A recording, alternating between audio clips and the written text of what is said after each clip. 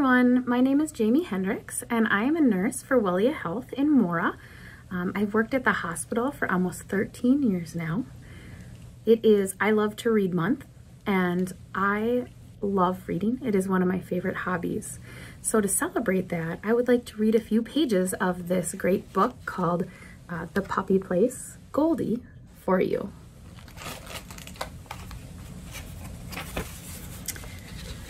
Chapter 1. Charles woke up with a bad feeling in his stomach. Why? For a minute he couldn't figure it out. Then he rolled over and looked at his clock. It was 3:46 a.m. and Charles could hear the loud diddly-dee of his dad's pager going off. Mr. Peterson was a firefighter. When his pager went off, there was a fire somewhere in town. Charles listened to his dad's footsteps going downstairs. Then he heard the slam of the truck door and the engine start up. He lay there for a while, worrying a little. He decided to stay awake until his dad came home. But he must have fallen asleep, because when he woke again, the sun was shining, and the clock said it was 7:16. Charles rubbed his eyes and climbed out of bed. Then he raced down to the kitchen and looked out the window. Dad's red pickup was not in the driveway. Mom was making French toast, while the bean, that's Charles's little brother, crawled around on the floor by her feet. The smell of cinnamon made Charles's mouth water. Is Dad? Charles began. Dad's fine, Mom said. He called a little while ago. There was a big fire, but everyone's okay. Charles let out a big breath. It was cool to have a fireman for a dad, but scary sometimes too. He'll be home soon, Mom told Charles.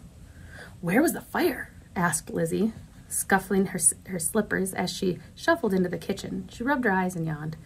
Lizzie was Charles's older sister. It always took her a long time to wake up. Out at a farm in Middleton, Mom said. At this, Lizzie's eyes popped open. Were any animals hurt? She asked. Mom shook her head. I don't think so. She flipped a slice of French toast. Set the table, okay? Mom asked. That proved that everything was okay. What could be more normal than doing chores? Since there was no reason to worry, Charles decided to ask his favorite question, the one he asked every single morning. So why can't we have a dog? He asked. His mother sighed. Again? She pulled the orange juice out of the fridge and filled 4 glasses, and the bean's purple sippy cup. Do we have to talk about this every day? Only until we get a dog, Lizzie said with a sleepy smile. First, you said we couldn't have a dog because our apartment was too small, Charles reminded his mom. Then we moved to this big old house, and now there's plenty of room. He followed Lizzie around the table, putting fork onto every napkin that she had laid down. But instead of adopting a dog, we adopted the bean. Charles looked down at the bean. Sometimes Charles could hardly remember the bean's real name. It was Adam. But he had called him the bean ever since he came to live with them when he was a tiny, squirmy baby. Just a little bean, Mr. Peterson had said, and the name had stuck. The bean grinned up at Charles, made a little woofy noise.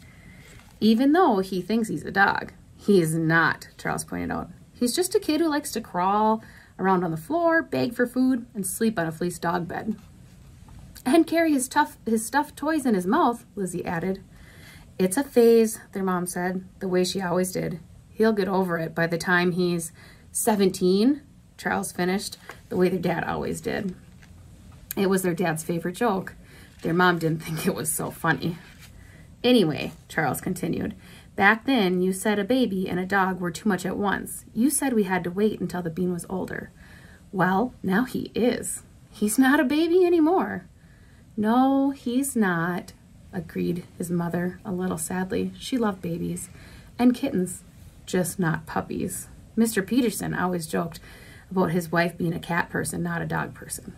Mr. Peterson always said she didn't see anything wrong with that. She had grown up with cats, and she was used to cats, but the other family members were not interested in cats. The rest of the family loved dogs. So, why can't we get a puppy? Charles and Lizzie asked together. Jinx, Charles shouted. You owe me a favor. You clear the table after we eat. Lizzie stuck out her tongue. Charles grinned. He always said jinx first. We will have a puppy, their mother said. Someday, when the timing's right and the puppy's right. But when will that be? Charles asked. When I'm 17? Sometimes he felt as if he had waited forever for a dog. It wasn't fair. Everybody else had dogs, and nobody wanted one more than Charles, Lizzie, and the Bean. Nobody would take better care of a dog, or teach it many great tricks, or love it as much as they would. We'll know, Mom said. When the time is right, we'll know. She had that tone in her voice, the tone that meant it was time to change the subject. Thanks for joining me, and if you enjoyed the book, you can continue on reading it. Again, this is The Puppy Place, Goldie. Thanks, guys.